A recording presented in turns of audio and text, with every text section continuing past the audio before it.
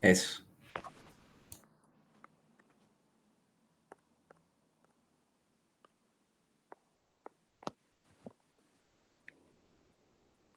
Ahí ya.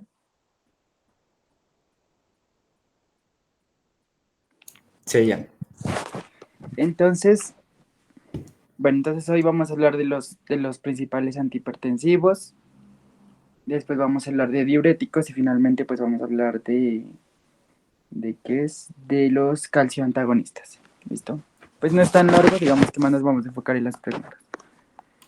¿Listo? Entonces, para hablar de hipertensión, pues tenemos que empezar a definir qué es la hipertensión. Entonces, básicamente la hipertensión va a ser ese estado en la cual una persona con muchos factores de riesgo, digamos que con bajo ejercicio, con... Puede cerrar el micrófono, es que se escucha el teclado. Eso, qué pena, es que si no me desconcentraba. Eh, entonces es una persona que con varios factores de riesgo, entonces por ejemplo bajo ejercicio, consumidor de comida chatarra, malos hábitos, sedentario, todos esos factores de riesgo hacen que la persona empiece a generar, digamos, un riesgo cardiovascular mayor para generar hipertensión. Entonces, ¿qué va a ser la hipertensión? Es una enfermedad crónica en este tipo de pacientes que se caracteriza por un aumento sostenido de la presión arterial. ¿Listo? Entonces, ¿cuáles van a ser los límites? Antes de hablar de esta, ¿cuáles van a ser los límites normales? Pues lo normal es que una persona tenga menos de 120/80, ¿listo? Pero digamos que eso es como lo óptimo en un paciente, pero hay pacientes que por esos factores de riesgo esos hábitos de vida poco saludables, pues hacen una alteración en la presión arterial. Entonces, ¿qué es lo importante? Que uno puede tener la presión alta, sí, digamos hasta lo que se conoce como alta normal, que iría entre 130 a 139 y de 85 a 89, pero ese va a ser como el límite en la cual el médico general tiene que abordar a los pacientes para que si se hace un cambio al estilo de vida en ese límite, entonces los pacientes pues pueden regresar a la parte óptima o normal de la presión arterial. Pero si ahí ya no se hacen cambios al estilo de vida ni ninguna intervención, ya los pacientes superan el valor normal, que sería 140/90, y los pacientes ya entran en un estado de hipertensión. Y cuando a uno lo diagnostican con hipertensión es porque ya uno queda hipertenso para toda la vida. Y pues tiene que recibir medicamentos para toda la vida, ¿listo? Entonces, por eso es importante identificar la presión arterial cuando está normal alta, que es lo que se conoce. Entonces, ¿por qué es importante pues tratar la hipertensión arterial? Principalmente por tres motivos. Porque la presión arterial alta daña los órganos más importantes que necesitan consumo, digamos, de un oxígeno, de un flujo sanguíneo adecuado, los cuales son el cerebro, el riñón y el corazón. Entonces, un paciente que tenga la presión arterial alta, por lo general, termina siendo un infarto agudo de miocardio, termina siendo un accidente cerebrovascular o un infarto renal. Entonces, esto es bien importante también porque a pesar de que le va a dar todas esas características, la presión arterial alta hace que, por ejemplo, también tengamos hemorragias o, digamos, problemas a nivel de la retina. Entonces los pacientes empiezan a quedar ciegos, empiezan a tener infartos y se mueren por un paro cardiorrespiratorio, les da un accidente cerebrovascular y quedan pues con múltiples secuelas como incapacidad para hablar, para mover las manos, las extremidades, etc. Entonces es bien importante mantener eso controlado. Y para eso, pues la clasificación de los antihipertensivos, la que vamos a hablar ahorita en esta parte, nos vamos a enfocar en todo lo que tiene que ver con el sistema renina-angiotensina-aldosterona. Es decir, el sistema que nos va a controlar la presión cuando hay una disminución como tal de la presión arterial. ¿Listo? Entonces, los medicamentos, pues dependiendo de dónde actúen, los vamos a dividir en tres. Los que inhiben la enzima convertida de angiotensina, los que son antagonistas de los receptores de angiotensina y los inhibidores directos de la renina.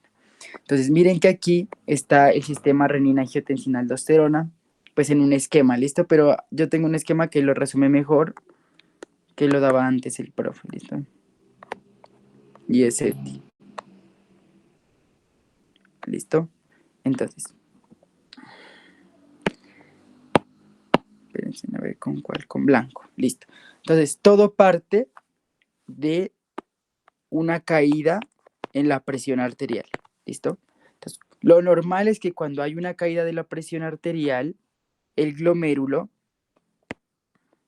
detecta, las células yuxtaglomerulares detectan esa caída de la presión arterial y liberan un componente que se conoce como la renina. Entonces, la renina es prácticamente un tipo, digamos, como de compuesto o enzima que a partir del angiotensinógeno que viene del hígado, lo convierte o lo cataboliza en lo que se conoce como la angiotensina 1. Sin embargo, esta angiotensina 1 pues no es activa, digamos, no cumple algunas funciones como si lo cumple la angiotensina 2. Entonces, para eso viene nuestra enzima convertidora de angiotensina, que viene de origen pulmonar, y va a catabolizar o a metabolizar esa angiotensina 1 en angiotensina 2. Entonces, este es un paso bastante importante porque ya la angiotensina 2 es la que va a cumplir todas las funciones que conocemos en el eje renina-angiotensina-aldosterona. Entonces, la angiotensina 2 tiene dos tipos de receptores, los AT1, que es los que nos interesan a nosotros para bloquear, y los AT2. ¿Listo? Y los AT1 pues van a cumplir cierto tipo de efectos que ahorita los vamos a ver.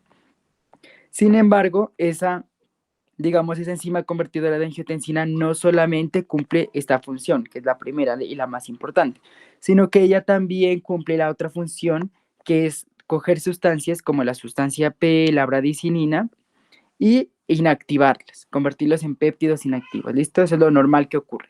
Porque cuando queremos hacer un aumento de la presión arterial, en este caso, nosotros tenemos que inhibir a sustancias como la sustancia P, la bradicinina, porque ellos están involucrados en sustancias como el óxido nítrico, el factor tisular activador del plasminógeno y las prostaglandinas, que básicamente hacen vasodilatación.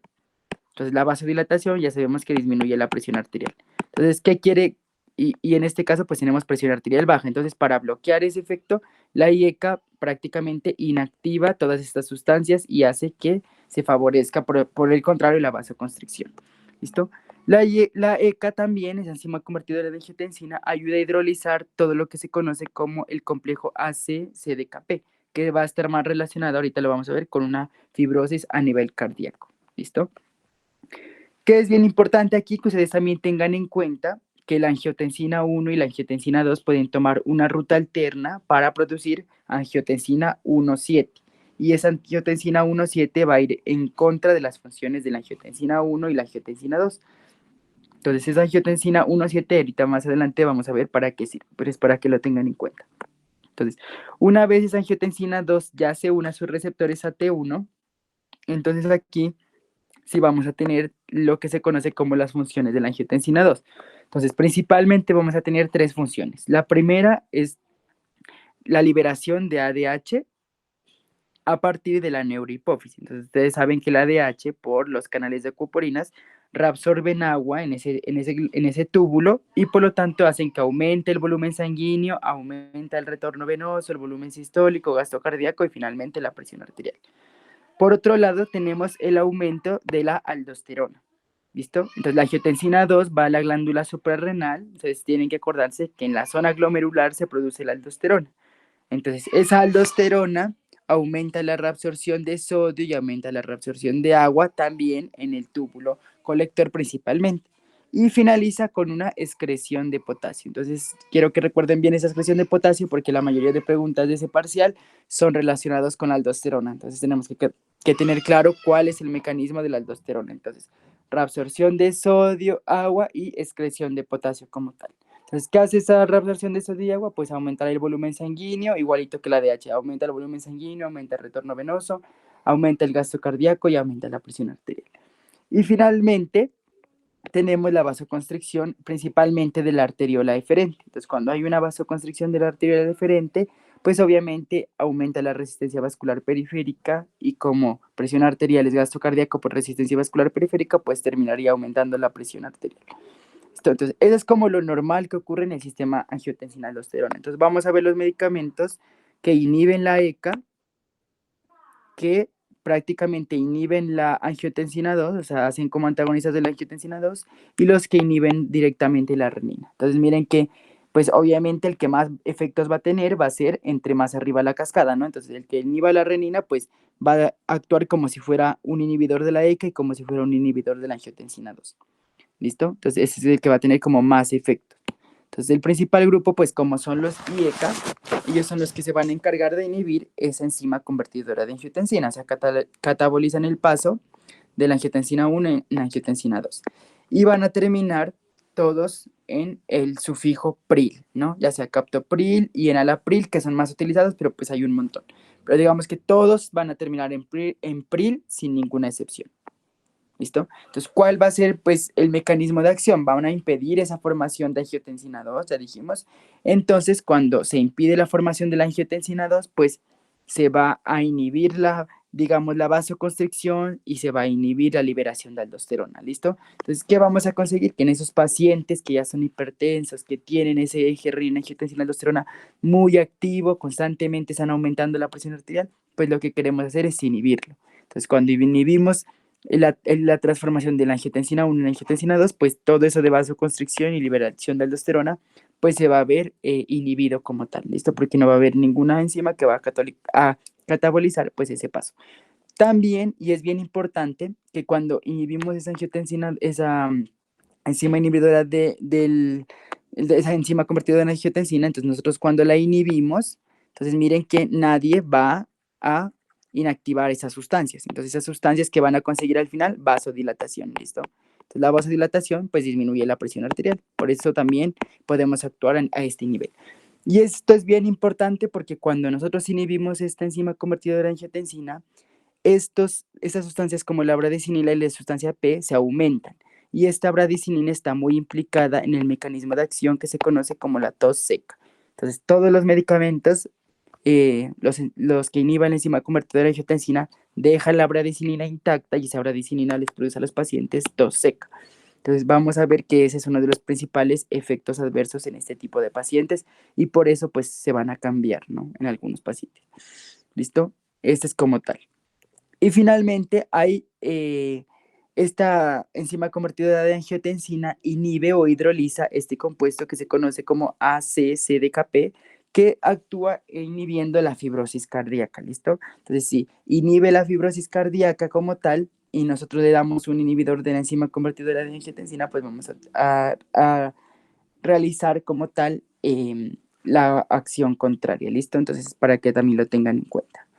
Entonces, en cuanto a la farmacocinética, pues todos estos medicamentos son orales, por lo general son comprimidos, y el metabolismo, pues como todos saben, cuando hay un metabolismo de una molécula oral, pues tiene que pasar por primer paso hepático, pasa el hígado y ahí hay una degradación, ¿no? Y la eliminación, pues es dual, renal y biliar principalmente. ¿Cuáles son los usos que le vamos a dar a ese medicamento? Pues como actúa en el sistema renina-angiotensina-aldosterona inhibiendo la presión arterial, o sea, bajando la presión arterial, pues lo vamos a utilizar para controlar la hipertensión arterial. También para revertir la hipertrofia ventricular. Entonces, no sé si ustedes ya vieron en semiología insuficiencia cardíaca, pero el corazón, cuando la aorta está sometido a unas presiones bastante elevadas, no deja salir el volumen del ventrículo izquierdo hacia el cuerpo. Entonces la sangre se empieza a acumular y el ventrículo se empieza a hipertrofiar. Como se empieza a hipertrofiar y empieza a guardar mucho líquido, pues el gasto cardíaco aquí disminuye porque la cantidad que sale es muy chiquita. Entonces el gasto cardíaco disminuye y por lo tanto pues disminuye la presión arterial. ¿Listo? Entonces, pacientes que tengan esa hipertensión arterial que no esté controlada, digamos que pues van a desarrollar al fin y al cabo lo que se conoce como una insuficiencia cardíaca. Listo. Ahora bien, también vamos a prevenir el infarto agudo de miocardio, ya dijimos, porque los pacientes que están constantemente con elevadas presiones, también ustedes saben que la tríada para trombosis es coagulopatías, lesión endotelial y alteración del flujo.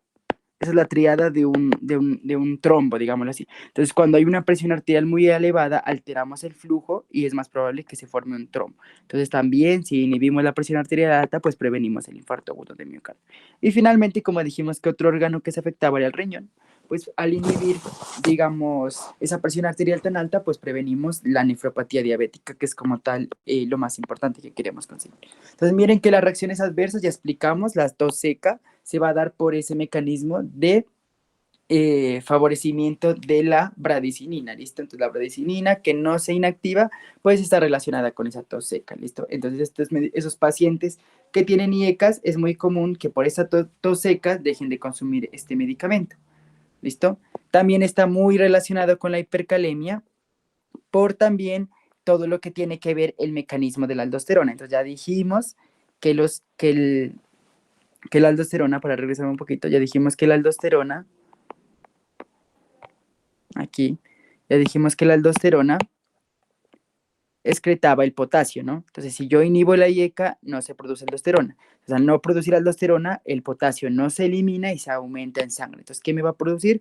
Pues un estado de hipercalemia o hiperpotasemia. Entonces, vamos a tener mucho cuidado de este medicamento cuando lo asociemos con diuréticos, porque también producen hipercalemia. Cuando lo asociemos con corticoides, porque también producen hipercalemia. Y cuando los asociamos con algunos beta bloqueantes. ¿Listo? Y es muy importante pues también tener en cuenta si hay pacientes con deterioro de la función renal, que tengan fatiga, erupción cutánea y pues como son antihipertensivos pues que caigan hacia el otro lado, ¿no? Que gestionen hipotensión o hiponatremia en algunos casos. Entonces, ¿cuáles van a ser las interacciones con los antiácidos? Ya sea, no sé, milanta, hidróxido de sodio, hidróxido de aluminio, pues disminuye la absorción oral porque alcalinizan como tal el estómago y con medicamentos, como ya lo habíamos visto con los, por ejemplo, los antiinflamatorios no esteroideos, los diuréticos, los inhibidores de la renina, pues como todos disminuyen la presión arterial, pues combinarlos entre todos van a aumentar el riesgo de una hipotensión arterial y por lo tanto de la función renal. Entonces miren aquí que si se combinan con los AINES, con los bloqueadores beta o con narradores de potasio, pues tenemos riesgo de hacer una hipercalemia. Entonces es muy importante que en este paciente, si vemos que los medicamentos le causan hipercalemia, pues tengamos bastante control.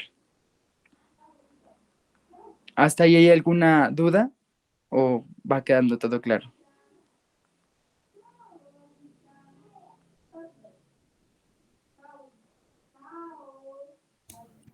No, Camilo. Listo. Entonces, ¿qué vas a tener en cuenta? Y es algo bien importante que en ese tipo de pacientes estos IECA se ha demostrado que causan hipoglicemia, ¿listo? Entonces, en ese tipo de pacientes, por ejemplo, diabéticos con la insulina o hipoglicemiantes, pues hay que tener bastante cuidado porque si ya tiene insulina de base o ya tiene hipoglicemiante, pues podría generar más hipoglicemia y pues más riesgo, ¿listo? Entonces, empezamos con una dosis inicial baja, si estamos asociando a diuréticos, porque si le metemos un IECA más un diurético, entonces pues el riesgo de que haya hipotensión es más grande. Y todos estos medicamentos, todos esos IECAs, son tóxicos en el embarazo, por lo cual están contraindicados como tal. Ahora sí nos vamos a ir a la cascada, pero un poquito más abajo, que ya son los antagonistas de los receptores ARA2. ¿Listo? Entonces, ¿qué hacen esos antagonistas de los receptores ARA2? Pues ya dijimos que principalmente aquí, otra vez, en los receptores AT1 vamos a tener vasoconstricción en el riñón, vamos a tener liberación de aldosterona, vamos a tener inotropismo y conotropismo, hipertrofia, fibrosis en el corazón, vamos a tener vasoconstricción y vamos a tener principalmente mecanismos para controlar la sed y el agua. ¿Listo? Entonces, todos esos ARA2, todos esos enfoques del ARA2 terminan en sartán. ¿Listo? Entonces, ¿qué hace un antagonista de los receptores ARA2? Entonces, se une a estos receptores y prácticamente bloquean. Entonces, al bloquear, pues hacen todas las acciones contrarias, que sería que disminuyan la contractilidad del músculo lisovascular, haciendo vasodilatación, que no dejen que se libere la aldosterona y que tampoco, pues, se reabsorba el sodio. ¿Listo? Entonces todo eso pues disminuye la presión arterial y no la aumenta. Entonces todos los árados pues terminan en TAN y los más importantes pues que se utilizan más es el losartán y el valsartán. ¿Listo? Entonces miren que es bien importante que ustedes se den cuenta que estos medicamentos no causan tos, ni tampoco el edema angioneurótico que es bien característico de los IECAS. Entonces, por ejemplo, si un paciente ya le estás manejando la presión arterial con con un IECA y le empieza a dar tos seca, entonces pues tú se lo puedes cambiar por un ARA2, ¿listo? Porque esos no causan tos ni edema angioneurótico. También es bien importante que tengan en cuenta que esta nos afecta también niveles de bradecinina, sustancia P y CDKP. Entonces tampoco podría aumentar la tos en ese sentido, digámoslo así. Entonces miren aquí una tablita que resume las principales reacciones adversas más comunes de los YECA, los ARA2 y los que nos faltan ver, que son los inhibidores directos de la renina. Entonces miren que asociado a angioedema y a tos solo tenemos a los YECAs, ¿listo? Los ARA2 y los inhibidores directos de la renina no causan ni tos ni angioedema neurótico. Pero pues todos obviamente como son antihipertensivos me pueden causar ya sea hipotensión y como todos bloquean el sistema renina-angiotensina-aldosterona y la producción de aldosterona pues pueden causar hiperpotasemia. ¿Listo? La neutropenia solo es como un efecto adverso que está asociado a los IECAS, ¿listo? A los ARA2 y a los inhibidores directos de la renina, pues no estaría asociado. Entonces miren que si tiene tos, pues ya me puedo cambiar a un ARA2 o a un inhibidor directo de la renina.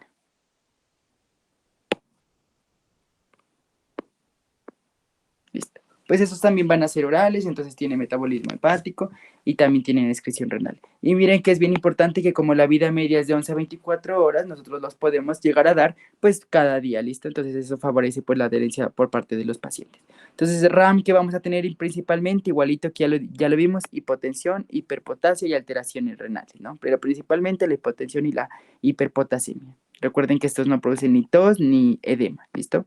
Y también hay que tener cuidado en el embarazo, pues no se los da porque también tiene riesgo de hacer malformaciones. Y finalmente tenemos los inhibidores directos de la renina. Entonces esos inhibidores directos de la renina, como el alisquireno, tienen prácticamente se unen al sitio activo de la renina, evitando que éstas transformen, ¿no?, el angiotensinógeno en angiotensina 1. Entonces se unen directamente a la renina, la bloquean en su sitio activo porque ya es una enzima y ya no se va a formar ni el angiotensinógeno 1 en angiotensina 1. ¿Listo? Entonces, como ya está más arriba en toda la cascada, pues miren que aquí dice que ya no se van a mencionar los beneficios ni de los IECA y de los ARA. ¿Listo? Entonces, él cumple como desde arriba, desde la cascada, como lo hacían los corticoides de la fosfolipasa 2, pero él va desde la renina, o sea, él bloquea todos los efectos. Y el medicamento pues se llama lisquireno. Ya miramos que ellos tampoco producen tos ni angedema.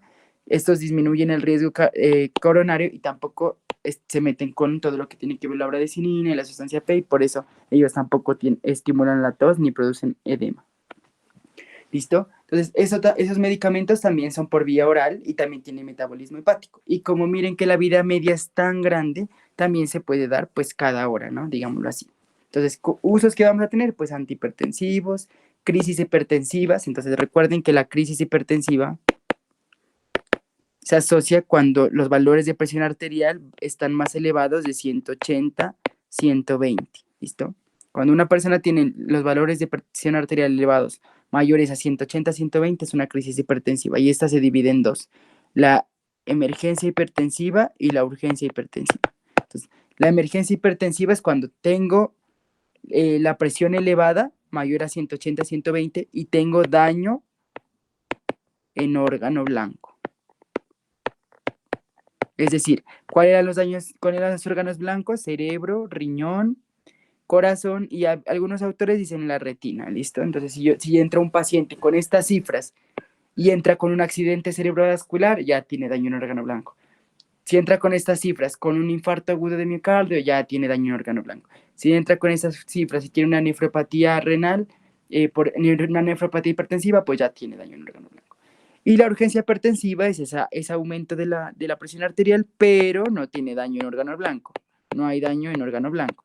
Entonces, ¿qué podemos hacer ahí? Pues solo tiene elevada la presión, pero tenemos que bajársela. Entonces aquí pues el tratamiento, cuando está elevada, pero no hay daño en órgano blanco, entonces lo podemos manejar con medicamentos orales. Pero cuando ya es una emergencia, tenemos que sí o sí bajarle esa presión arterial. Entonces utilizamos medicamentos más rápidos como los intravenosos.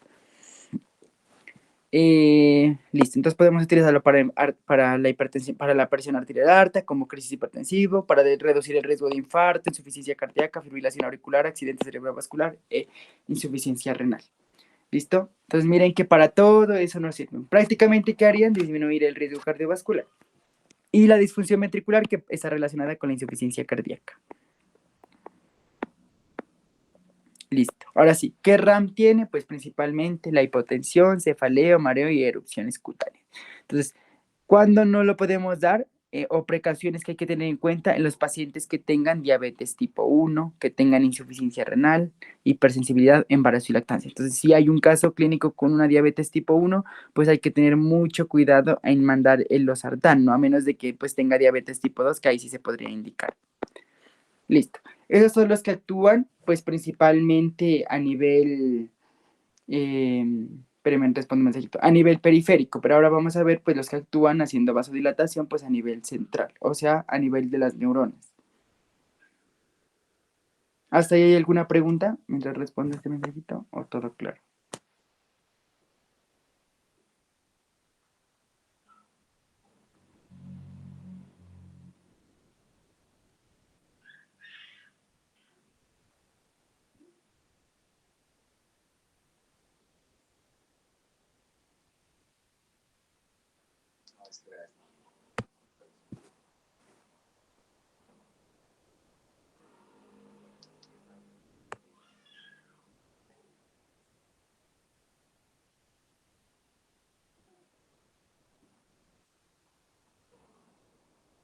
¿Listo? ¿Ahí ya me escuchan? Sí. Sí.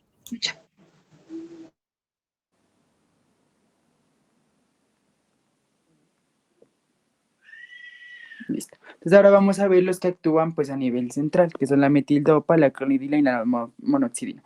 ¿Cuál es la característica de ellos? Que ya se van a utilizar solo cuando los IECAs y los ARAs y el inhibidor de la renina pues ya no funcionan, digamos, porque como es como decir que esos medicamentos, ahorita que los vamos a ver como son más relacionados con el sistema nervioso central, pues tienen más efectos adversos a nivel pues, del sistema nervioso central. Entonces los vamos a dejar solo en casos en que la presión arterial pues ya sea como muy, digamos, muy resistente, ¿listo? O sea, que no baje las cifras tensionales con lo que ya instauramos. Entonces, el primero es la metildopa, eso es un antihipertensivo de acción central, prácticamente actúa en los receptores alfa 2, disminuyendo la resistencia vascular y la resistencia periférica. Entonces, ¿qué harían prácticamente? Vasodilatación. Entonces, al hacer vasodilatación, disminuye la resistencia vascular periférica, disminuye el gasto cardíaco y disminuye la presión arterial, ¿listo? Listo. Entonces miren que la RAM, ya vamos a hablar de RAM cardiovasculares como los otros, pero también del sistema nervioso central porque van a actuar en este sistema, ¿listo? Entonces cardiovasculares, pues hipotensión ortostática por el mismo mecanismo de acción y depresión cardíaca. Y al sistema nervioso central, que son los más importantes, pues sedación, depresión, vértigo, cefalea, alteración de la memoria, confusión, pérdida de concentración. Todo lo que hace un medicamento cuando va a actuar al sistema nervioso central. Alterar prácticamente el sistema nervioso. Y los hemáticos, prácticamente hay pacientes que consumen esos medicamentos y generan colestasis, es decir, una retención de la bilis, de la producción de la bilis, ¿listo? Que conlleva a veces hepatitis crónica o alguna cirrosis.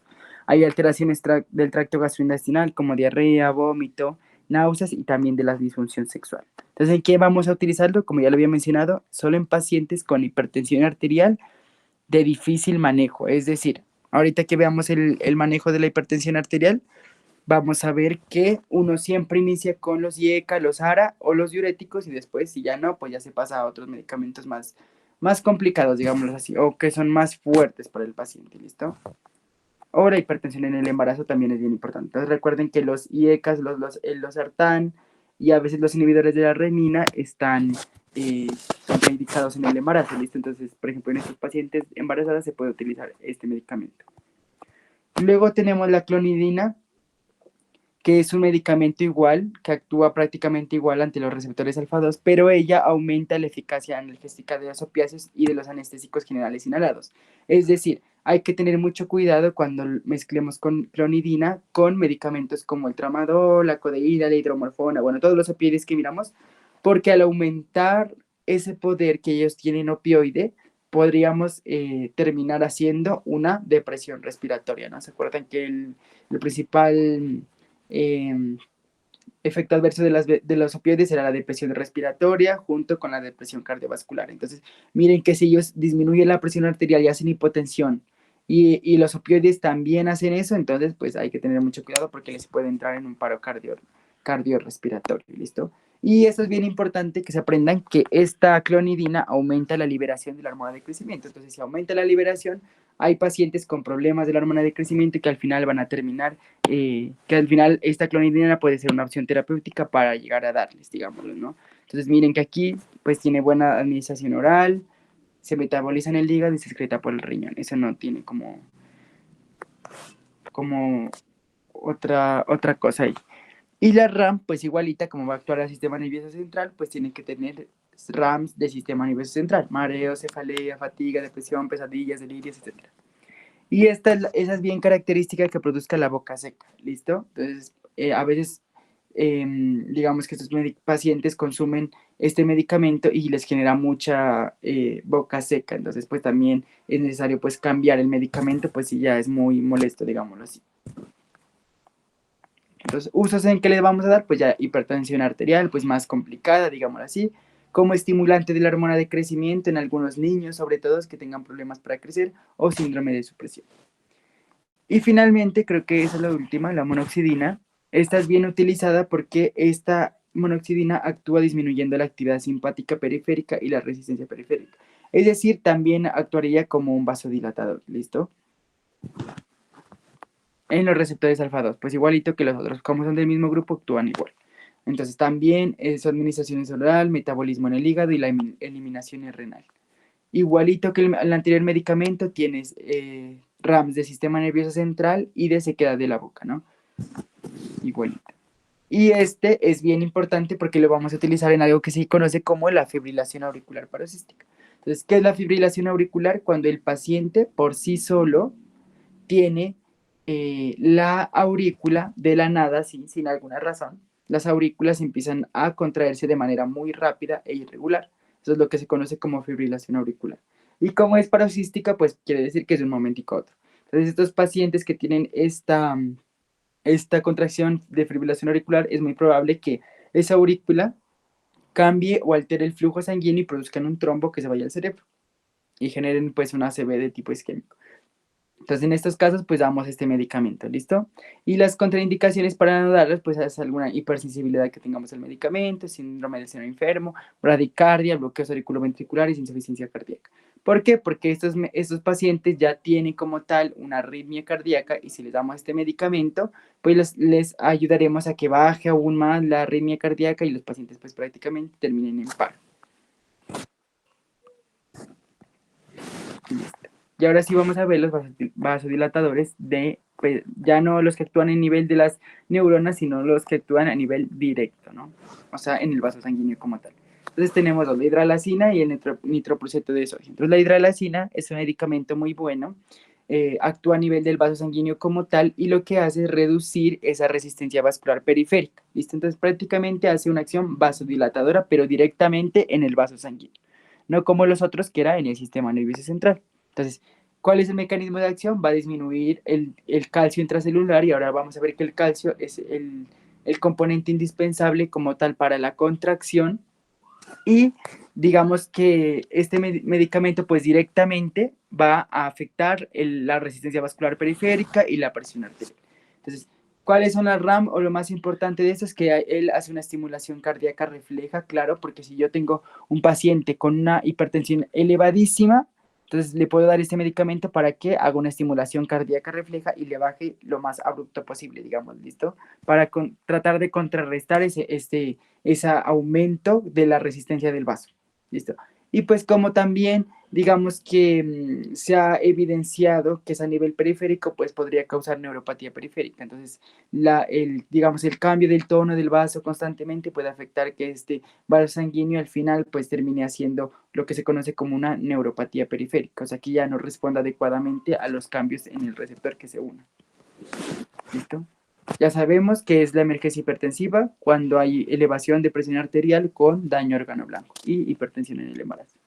Y este nitropruseto de sodio que es muy utilizado principalmente como soporte, es decir, como un medicamento que se administra cuando los pacientes tienen las presiones arteriales muy altas y entonces se lo colocan, como decir, en infusión para que durante bastante tiempo vaya disminuyendo la presión arterial.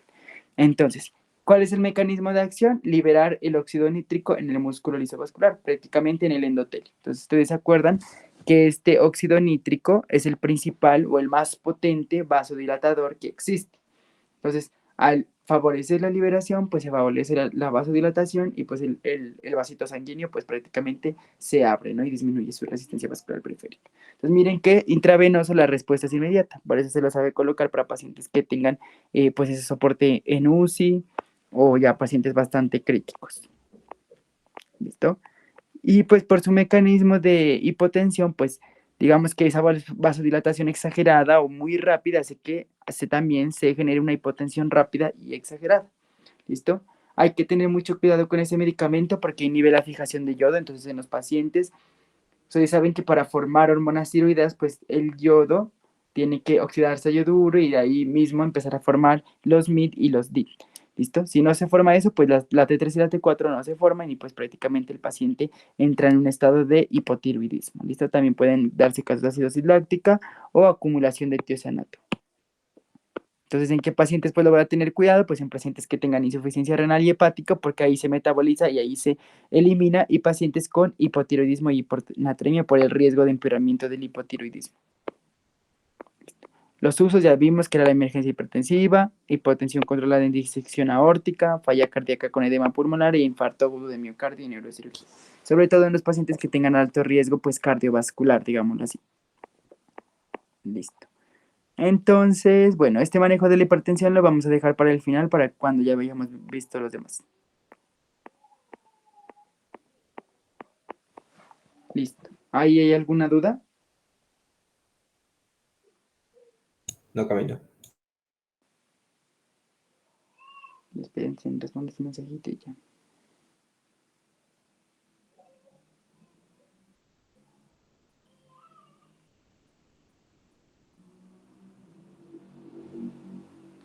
Listo. Ahora sí vamos a ver el segundo grupo, que van a ser los bloqueantes de los canales de calcio. Estos son bien corticos, pero son, y ya no son muy utilizados. Digamos que los no dihidropiridínicos, que son la clasificación, ya no se los utiliza para nada, pero pues hay que mencionarlos. Y los dihidropiridínicos sí se utilizan, pero muy poco, la verdad. ¿Listo? Entonces, bueno, esta historia no. Eso es lo importante. Entonces, ¿cómo va a ser el mecanismo de acción de ellos? Principalmente hacen dos funciones, ¿no? La una es la vasodilatación y la dos es la disminución de la contractilidad. Entonces, ¿cómo hacen la vasodilatación? Entonces, ustedes tienen que recordar que el calcio en el músculo liso venía de dos partes, ¿no? Extracelular e intracelular. Entonces, el calcio extracelular y intracelular entran o salen al citoplasma prácticamente y se unen a lo que se conoce como la calmodulina. Esa calmodulina va a activar a la sinasa de la cadena ligera de miosina y esa sinasa de la cadena ligera de miosina fosforila y hace que se favorezca la contracción del músculo liso. Entonces, en resumidas cuentas, el calcio es el componente fundamental para la contracción del músculo liso. Entonces, ¿qué hacen los bloqueadores de los canales de calcio? Pues inhibir esto y pueden inhibir esto acá adentro. Entonces, el calcio no sale, no se une a la calmodulina, no se activa la sinasa de la cadena ligera de miosina y prácticamente no hay contracción del músculo liso. Entonces, si no hay contracción del músculo liso en el vaso, pues se genera una vasodilatación, o sea, una disminución de la resistencia vascular periférica. Y el otro mecanismo que tienen ellos es disminuir la contractilidad miocárdica. Entonces, si ustedes se acuerdan del potencial eléctrico del corazón, había una fase cero donde se relacionaba con el sodio, una fase uno y 2 con el potasio, el sodio y el calcio, principalmente con el calcio, y la fase 3 con el potasio. ¿Listo? La fase 4 pues ya era más que todo con bombas. Pero la fase 3 era relacionada con el potasio, la fase 2 con el calcio y la fase cero con el sodio. Entonces la fase 2, que es relacionada con el calcio, tiene que darse para que el corazón, el músculo cardíaco también se contraigan, ¿listo? Entonces, si nosotros bloqueamos este canal de calcio, el calcio nunca puede entrar y nunca va a favorecer la unión del el calcio con la troponina, en este caso, porque es músculo estriado, ¿listo? Entonces, como no se une el calcio con la troponina del músculo estriado del corazón, pues nada, lo va a hacer contraer y pues prácticamente la contractilidad se disminuye. Listo. Entonces, miren, esa es la clasificación que les decía. Se dividen en no dihidropiridínicos y dihidropiridínicos, o también se les puede decir dihidropiridinas y dihidropiridinas. ¿Listo? Entonces, las que no son, pues son el verapamil y el diltiazem. Esos ya prácticamente no se utilizan, pero hay que mencionarlos. Y las que sí son, los que más se utilizan son el amlodipino y el nifedipino. Listo. Entonces, en cuanto a las no dihidropiridinas, tenemos principalmente el verapamilo y el litiazem. Entonces, ¿qué es lo más importante recordar de ellos? En que tienen tres funciones principalmente. Antiaginosos, o sea, que quitan el dolor del corazón prácticamente. Antiarrítmicos, o sea, que si el corazón está latiendo muy rápido, lo calman. Y antihipertensivos, que es prácticamente disminuir la presión arterial.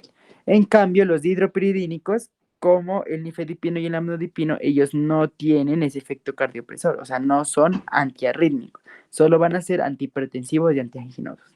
Es decir, por eso ya no se utilizan tanto los no hidropiridínicos, porque gracias a este efecto antiarrítmico y cardiopresor, los pacientes a veces se les recetaba este medicamento y ellos hacían una caída tan grande de la frecuencia arterial que hacían un paro cardiorrespiratorio.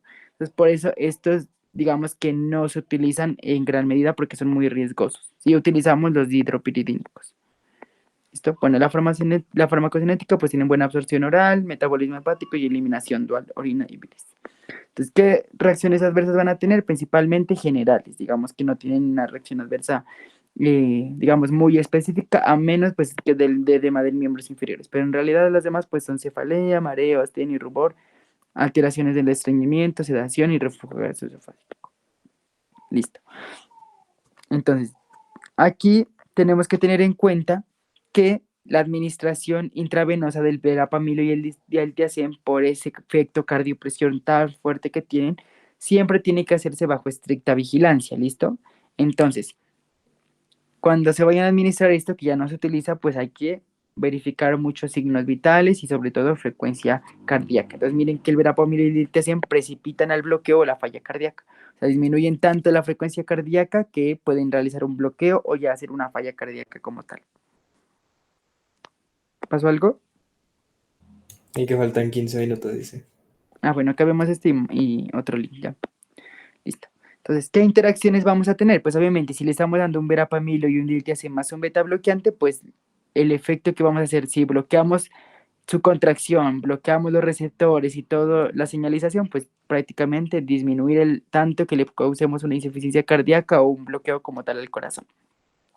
El ketoconazol, que es un antifúngico, este va a aumentar los niveles de bloqueadores de canales de calcio. Entonces, si estamos, por ejemplo, hay un paciente con una enfermedad por hongos y le damos un medicamento de esos, pues hay que tener cuidado que aumenta los niveles y el efecto cardiopresor es más potente. Por eso es que no damos los no hidropiridínicos, sino que damos solo los dihidropiridínicos.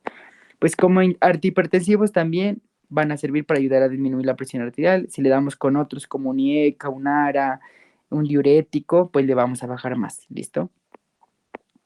Ya. ¿Y cuáles van a ser los usos? Pues en hipertensión arterial, sobre todo los dihidropiridínicos, tienen acción rápida, tienen la posología es cómoda, pues es oral, la mayoría son orales, tienen menos RAM y se dice que son muy seguros en ancianos, raza negra, asmáticos, EPOC y diabetes. Entonces, esto es bien importante porque, sobre todo los pacientes a veces ancianos, como lo vamos a ver ahorita en la guía, son muy susceptibles a hacer cambios de la presión arterial muy rápido. Es decir, por ejemplo, tiene la presión arterial, supongamos, no sé, en 140, 150, digamos, 150, 100. Y le damos uno de estos, por ejemplo, le dan un IECA, un ARA y de una se les baja y les causa hipotensión. Entonces, a veces utilizar esos medicamentos puede ayudarnos a mantener los niveles, como decir, más estables. ¿Listo? Usos pues antiaginosos, antiarrítmicos, en hipertensión pulmonar, en la enfermedad de Raynaud es bien chévere porque esta enfermedad de Raynaud le da a estos pacientes que hay una vasoconstricción pero muy periférica, o sea, aquí los vasitos sanguíneos están muy cerraditos. ¿Listo? Entonces, los pacientes por lo general realizan isquemia y necrosis de los dedos, realizan úlceras en los dedos, es una enfermedad bien fuerte. Entonces, darle un bloqueador de los canales de calcio que les aumente el calibre de los vasos, pues les favorece el riesgo sanguíneo y pues como tal el flujo. Y este vasoespasmo cerebral es bien característico porque a veces de la nada, digamos así, por cualquier cosa, se aprieta o se cierra pues un vaso sanguíneo del cerebro. Entonces, al cerrar vaso sanguíneo del cerebro, pues limita el flujo sanguíneo al cerebro, el cerebro empieza a morir y pues podemos darle uno de estos medicamentos para que abra ese vaso sanguíneo. ¿Listo? Entonces, para que también lo tengan en cuenta. Listo. A ver, creen el otro link, por favor. Ya te mando.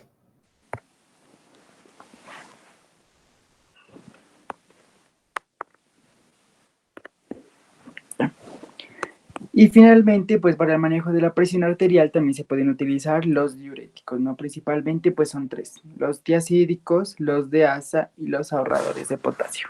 Entonces vamos a empezar diciendo que un diurético, como su nombre lo dice, pues es alguien que va, un compuesto que va a favorecer la diuresis, es decir, la eliminación de líquidos o algunos electrolitos de nuestro cuerpo. Entonces, bueno, pues esto es un resumen general, que la presión arterial es gasto cardíaco por resistencia vascular periférica y el gasto cardíaco es volumen sistólico y frecuencia cardíaca. Entonces, ¿en quién va a actuar los diuréticos? En el volumen sistólico. ¿Por qué? Porque al reabsorber agua, digo, al favorecer la diuresis, pues disminuyen como tal el retorno venoso, que esto disminuye el volumen sistólico, el gasto cardíaco y la presión arterial. Entonces, ¿qué nos vamos a enfocar? Pues en prácticamente el volumen sistólico. ¿Listo? Y aquí, pues, causas de una hipertensión, como digamos, las quisieron dar en general, pues ya dijimos que eran genéticas, por factores de riesgo, estrés, consumo excesivo de sal, de sustancias psicoactivas, baja cantidad de deporte, sedentarismo, etcétera. Y vamos a ver un término que se conoce como el freno diurético. Entonces, digamos que lo normal es cuando un paciente, digamos, disminuye, o sea, le damos un diurético, él haga pues lo contrario, ¿listo? El mecanismo compensatorio, o sea, frenar prácticamente la diuresis. Entonces, ¿cuál es el freno diurético? ¿Qué mecanismos bloquean la diuresis? Pues obviamente el más importante, la activación del eje renina-angiotensina-aldosterona, porque ya vimos que al final favorece la producción de aldosterona, la aldosterona reabsorbe agua, reabsorbe sodio y pues nadie, el paciente no orina. Entonces, ese es el primer, como decir, freno diurético que no va a impedir que el paciente orine. Lo segundo es que se activen los transportadores. Entonces, hay transportadores de sodio cloro, de sodio potasio en todo el túbulo y esos van a meter otra vez el sodio y el agua, entonces van a permitir que no se orine ni sales ni líquidos. Y finalmente, hay factores como los natriuréticos, que significa natriuresis, pues eliminar sodio por la orina, que van a estar inhibidos. Entonces, al inhibirlos, pues el paciente no orina y por lo general, pues el paciente no pierde tampoco ni sodio ni agua. Entonces, para que se desacuerden la neurona, pues el esquema general, tenemos un glomérulo, tenemos la cápsula de Bowman, después las sustancias se filtran, pasan por el túbulo contorneado proximal, las porciones delgada del asa de Henle, ascendente delgada, ascendente gruesa, pasan por el túbulo contorneado distal y llegan al túbulo colector. ¿Listo? Entonces ahí en cada parte de ese tubulito vamos a utilizar medicamentos que bloqueen receptores. Entonces, principalmente vamos a bloquear la reabsorción de sodio y de potasio, que son los dos, digamos, más importantes aquí. Entonces, para que ustedes sepan, aproximadamente el 65% del sodio se absorbe en el túbulo contorneado proximal. En el asa de Henle se absorbe aproximadamente el 25% y en el túbulo colector y en el túbulo contorneado distal aproximadamente se absorbe el 10% de sodio. ¿Listo? Dividido entre 6 y 4, 5 y 5, y así sucesivamente. Pero por lo general 6 y 4. Y bueno, eso ya es lo que ya les había dicho. Ya. Entonces ahí nos vamos a ver el principal grupo que son las tiacidas. Espérenme un ratico y respondo el mensaje.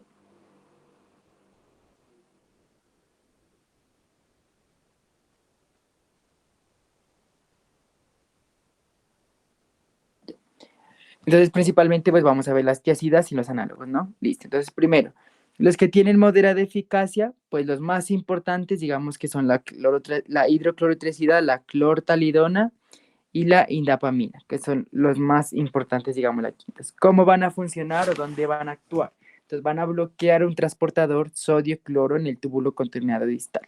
¿Listo? Entonces, al bloquear el sodio y el cloro, el sodio se elimina, arrastra el agua y se favorece la diuresis y se elimina el líquido a través de la orina, pues se orina más, ¿listo? Entonces la efectividad es moderada, pero esta es la clave de los diuréticos y es que todos prácticamente, a excepción de los ahorradores de potasio, eliminan potasio y eliminan magnesio, ¿listo? Entonces, ¿cuál es el riesgo de darle diurético a un paciente? Que entre en una hipopotasemia o una hipomagnesemia, ¿listo?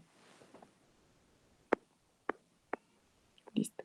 Entonces, Es bien importante que ustedes también sepan en cuenta que en la farmacocinética de estos medicamentos, ellos no actúan de inmediato, siempre actúan 1 o 2 horas después, eh, pues de la administración. Entonces, pues si es un caso de una emergencia hipertensiva, por ejemplo, pues obviamente no vamos a dar diuréticos porque 2 horas no vamos a tener para esperar, si me hago entender. Entonces, primero podríamos dar un labetalol, por ejemplo, que nos ayude a controlar la presión, que actúa más rápido. Pero en este caso, pues no necesariamente. Entonces se demoran en actuar.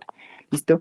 ¿Y cuáles las reacciones adversas? Como ya dijimos, como son diuréticos y eliminan sales, eliminan agua, entonces, pues los pacientes pueden entrar en hipocalemia, hipomagnesemia, eh, pueden entrar en alcalosis hiperclorémica porque también se pierde cloro.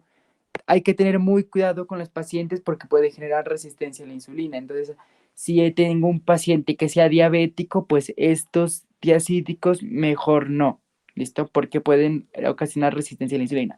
Obviamente, no es que se asegure que vayan a generar sí o sí, pero eh,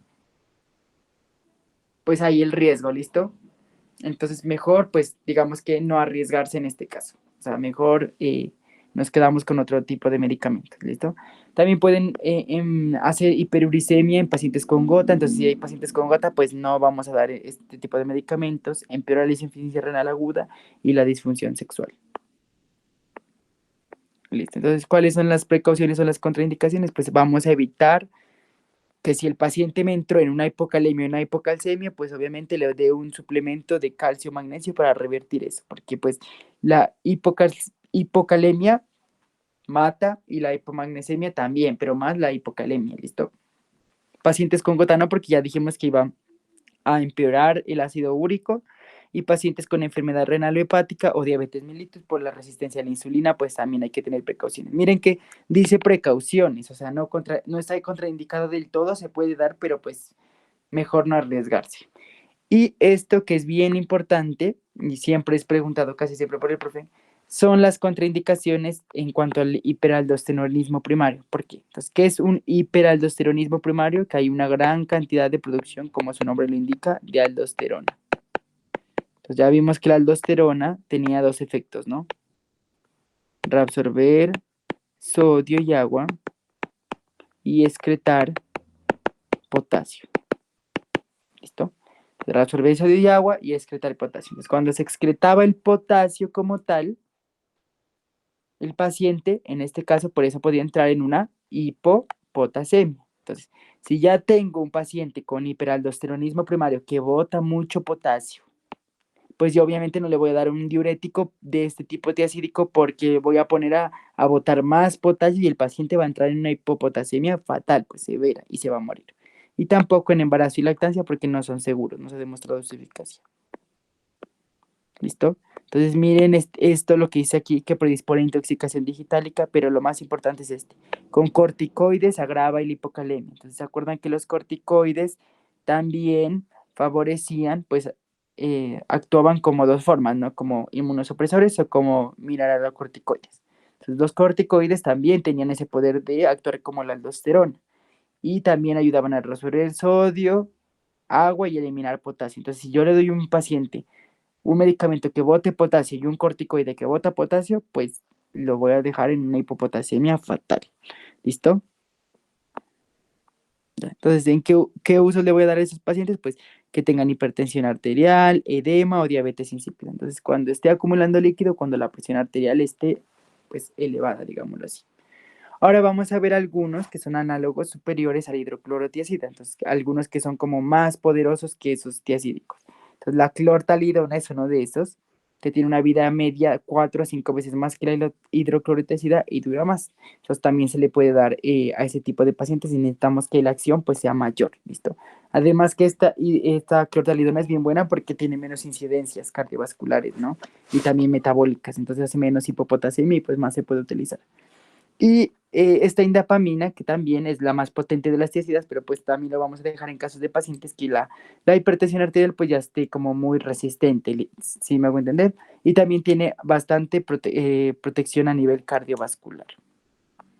Listo. Entonces, para resumir, los diuréticos tiacídicos, tener mucho cuidado con la hipopotasemia que generan, ¿listo?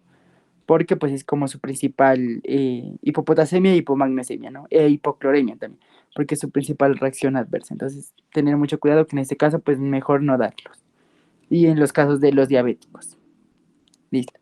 Ahora sí, los diuréticos de asa, pues los de techo alto, los, digamos, los que tienen más poder de diuresis, son la furosemida, la bumetanida y la torasemida. Entonces, ¿cómo se llaman diuréticos de asa? Pues, ¿dónde van a actuar? En la asa, en la porción gruesa ascendente del asa.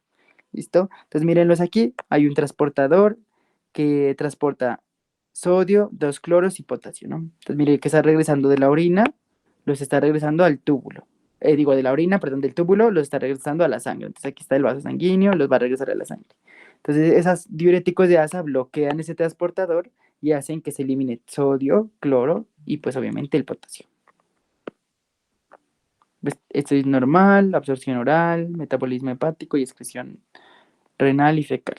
Entonces, miren que también los diuréticos de asa también se asocian a todo lo que tiene que ver con alteraciones electrolíticas, ¿no? Como hipopotasemia, hiponatremia, hipomagnesemia, hipocloremia, etc. Entonces, lo más importante es que vigilemos siempre las alteraciones en los electrolitos. Entonces, controlemos los electrolitos y tengamos en cuenta que también van a estar contraindicados en ese hiperaldosteronismo primario por el riesgo de hipopotasemia. ¿Listo? Usos, pues obviamente igualito que los acídicos, en edema, en casos de presión arterial alta, etcétera. Pues como lo más importante. Y hay que tener en cuenta que pues no hay usarse cuando hay medicamentos que sean neofroiototóxicos, pues porque van a empeorar, digamos, la causa. ¿Listo? Y para finalizar, pues ya vamos a hablar de los diuréticos ahorradores de potasio. Entonces, como su nombre lo indica, al ahorrar el potasio, pues van a hacer todo el efecto contrario de lo que hacen los diuréticos de asa y los diuréticos acídicos. Entonces aquí ya no nos interesa perder el potasio, sino ahorrarlo, o sea, regresarlo a la sangre, ¿listo? Entonces, ¿cómo van a actuar? Principalmente con dos mecanismos, ¿no? El uno es que van a inhibir al receptor de la aldosterona, entonces se acuerdan que la aldosterona bota potasio, entonces ellos bloquean a la aldosterona y hacen que el potasio no se elimine, sino que se guarde.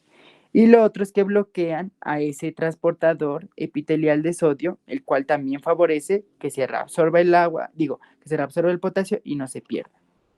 Entonces, mírenlo aquí. Entonces, ese es el mecanismo de acción. Inhibe de manera competitiva y reversible la acción de la aldosterona, impidiendo la reabsorción de sodio y agua y la secreción de potasio.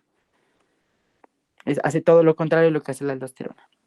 Entonces, ¿cuál es la farmacocinética? Pues absorbe a nivel oral, metabolismo hepático, excreción renal. Bueno, eso no hace tan importante. Entonces, pues las reacciones adversas van a tener que ir pues a favor de ese mecanismo de acción, ¿no? Entonces, si tenemos un medicamento que ahorre potasio, pues la principal reacción adversa va a ser la hiperpotasemia. Entonces, ¿qué hace la hiperpotasemia? Arritmias cardíacas, ¿listo? Pero también puede dar a sistema nervioso central, hiponatremia ligera, acidosis, trastorno menstrual, y esto que es bien importante, el trastorno menstrual y la ginecomastia se da porque la aldosterona también se une, para que la espironolactona también bloquea los receptores de la aldosterona y también los receptores de los andrógenos suprarrenales, ¿listo?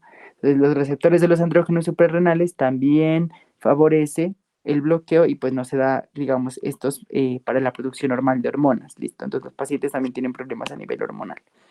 Listo, entonces, ¿qué precauciones vamos a tener en cuenta? Igual que en los diuréticos, monitorizar los electrolitos, evaluar el efecto andrógeno por ese bloqueo de los receptores de los andrógenos suprarrenales. Contraindicaciones, pues un paciente con hiperpotasemia porque le vamos a agravar el cuadro, insuficiencia renal y la seguridad en el embarazo no está bien establecida. Entonces, miren que aquí, al contrario de los tiacídicos y los diuréticos de asa, sí lo vamos a dar en el hiperaldosteronismo primario. ¿Por qué?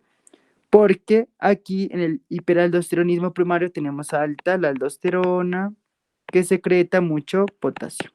Lo está eliminando. Entonces aquí le vamos a dar a un ahorrador de potasio para que coja ese potasio y lo vuelva a meter a la circulación y no se pierda, ¿listo?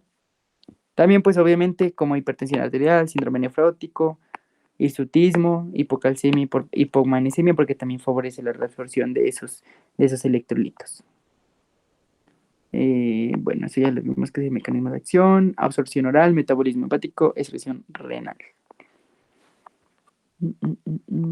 Reacciones adversas, pues principalmente cefalea, rash, hiperpotasemia, hay que tener muy cuidado en pacientes, sobre todo ancianos y diabéticos, porque ellos ya tienen una predisposición a hacer hiperpotasemia y excepcionalmente hiponatremia y acidosis metabólica. Pero ¿cuál es lo más importante? La hiperpotasemia, vigilarla mucho porque es un ahorrador de potasio. ¿Listo? Ya. Y finalmente, pues, ¿cuáles son las interacciones? Entonces, si yo tengo otro diurético que me está bajando la presión arterial, pues tengo que vigilar mucho si le doy este porque también me causa hipotensión. O los medicamentos que me aumentan el potasio, como los IECAS, los ARAS y los AINE, ¿no? Entonces recuerden que todos esos favorecían la hiperpotasemia. Y la adrenalina porque disminuye su efecto. Entonces, miren, aquí vamos a enfocarnos en el de acá mejor. En este.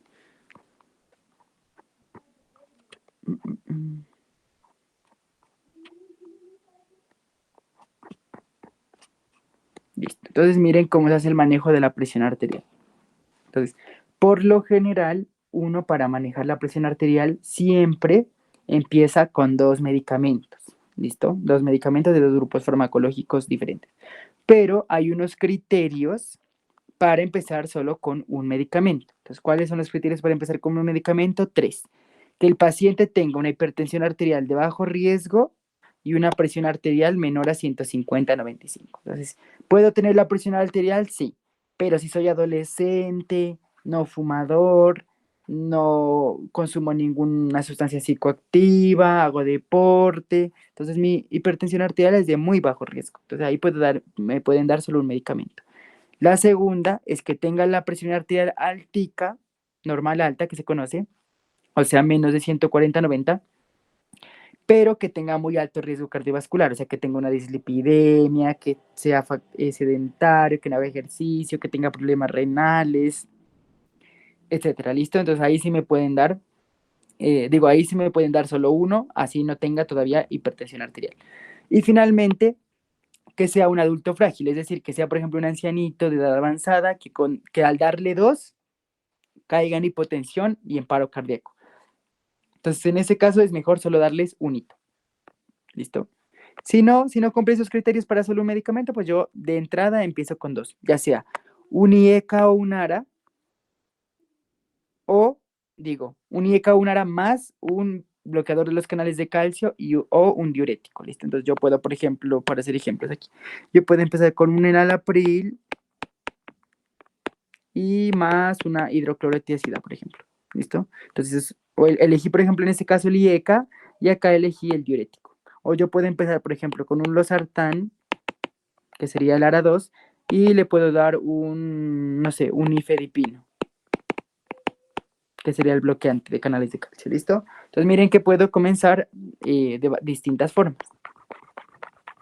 Eso ya es a cuestión del médico. Y cómo uno empieza, entonces le empieza, por ejemplo, para hacer un ejemplo, empieza entonces en enalapril, la dosis más bajita, más hidroclorotiazida, la dosis más bajita, ¿listo? Si el paciente no se controla, voy aumentando poco a poco hasta que alcance la dosis máxima de este y la dosis máxima de este. Y si ya no se controla así, le agrego otro medicamento. Entonces ya puedo elegir entre un IECA o un ARA. Por ejemplo, veníamos con el enalapril, veníamos con el diurético, que era la hidroclorotiazida, y ahora le voy a aumentar el bloqueador de canales de calcio, por ejemplo, el nifedipino. Entonces ya tiene 3. Entonces miren que de este ya tenía la dosis máxima, de este ya tenía la dosis máxima, pero ahora del nifedipino le empiezo con la más bajita y le voy aumentando hasta que alcance la máxima del nifedipino. Y si ya con eso no se controla, es lo que ya tenemos una verdadera hipertensión resistente. Es decir, aquellos pacientes que no logran metas, o sea, no logran disminuir la presión arterial menos de 140/90, cuando se les está dando 3 antihipertensivos de 3 grupos farmacológicos diferentes a las dosis más altas. ¿Listo? Esa es una hipertensión resistente. Cuando ya el paciente con los 3 medicamentos diferentes, mire, le está dando un diurético, un bloqueador de canales de calcio y un IECA, a dosis altas ya no se controla. Entonces ahí pues ya toca que mandarlo al cardiólogo porque ya es una presión arterial de distinto manejo y de muy difícil tratamiento. Listo. Hasta ahí la parte teórica. ¿Hay alguna duda? Una pregunta, Camilo. Entonces, cuando hay pues resistencia en la hipertensión, ¿no se usaría lo de metildopa y esos? Sí, se puede, ajá, ahí ya tocarían ver metildopa, clonidina, pero esos medicamentos ya son más de uso del cardiólogo, la verdad. O sea, uno puede administrarle incluso hasta minoxidil, le puedes adicionar clonidina, por ejemplo, que son prazosina, que son fuertesísimos, pero esto ya es, pues, digamos, arriesgarte demasiado, ¿ya me hago entender? Puedes mandarlo a la hipotensión y que el paciente entre en un paro cardíaco. Entonces, mejor esto ya cuando ya es muy resistente, porque todo esto se hace en consulta externa. Y otra pregunta, es que en el manejo Ajá. de la presión arterial decías que cuando uno da un medicamento, pues hay unos criterios, ¿no? Entonces decía, ¿la presión arterial tiene que ser menor a 140/90 o cómo era eso? No, pues cuando uno clasifica a alguien como hipertensión arterial, siempre lo tiene que clasificar con dos medidas, ¿no? Aproximadamente separadas de 24 horas. Entonces, por ejemplo, te llega un paciente, le mides la presión arterial y te dio más de 140/90. Entonces ahí ya dices, está alta. Pero después lo citas a otra consulta y le mides y si en esa segunda salió alta, ahí ya la diagnosticas hipertensión arterial. Pues eso es con una medición, se hace un promedio, pero en general pues ya digamos que ahí quedan como hipertensión arterial. Y ahí ya le puedes empezar los dos manejos a dosis bajitas. Y entonces cuando tú das un medicamento para la hipertensión, solo sería como en eso de, pues pacientes como, pues jóvenes o los adultos que decías como que son Sí, frágiles. ajá, cuando solo se inicia un medicamento es con esos criterios. Si no, de entrada, pues empiezas con dos. Ya, gracias. Ujú.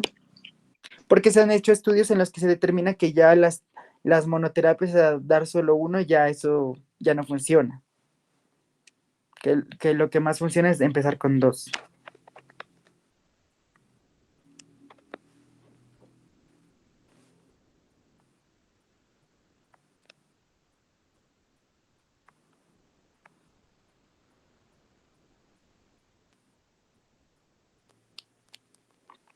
¿Listo? ¿Hay otra duda o comenzamos con las preguntas?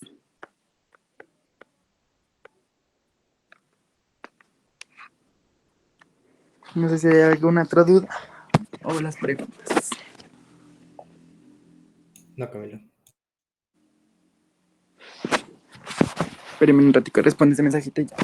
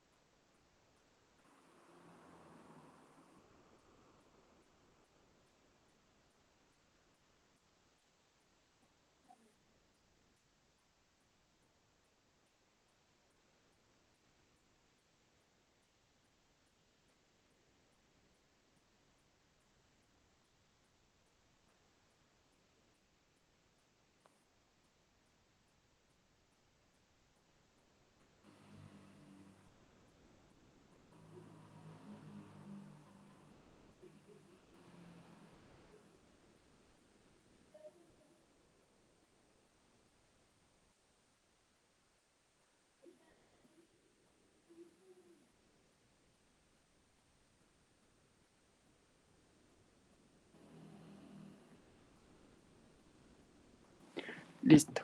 Ahora sí, entonces, finalmente, pues ya tenemos pues, las preguntas, ¿no? Entonces, las preguntas, pues también están muy orientadas a lo que acabamos de ver y a pues, las preguntas, sobre todo de hipertensión arterial. Entonces, miren qué tenemos. Bueno, entonces, la primera dice: paciente toma prednisona. ¿Qué es la prednisona? ¿Qué medicamento? ¿Qué grupo? Corticosteroide. Ajá, es un corticoide. Y toma la clortalidona. ¿Qué es la clortalidona? ¿Alguien se acuerda qué es la clortalidona?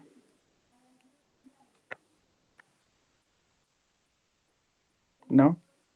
Un diurético. Clortalidona es un diurético superior a la hidroclorotiazida.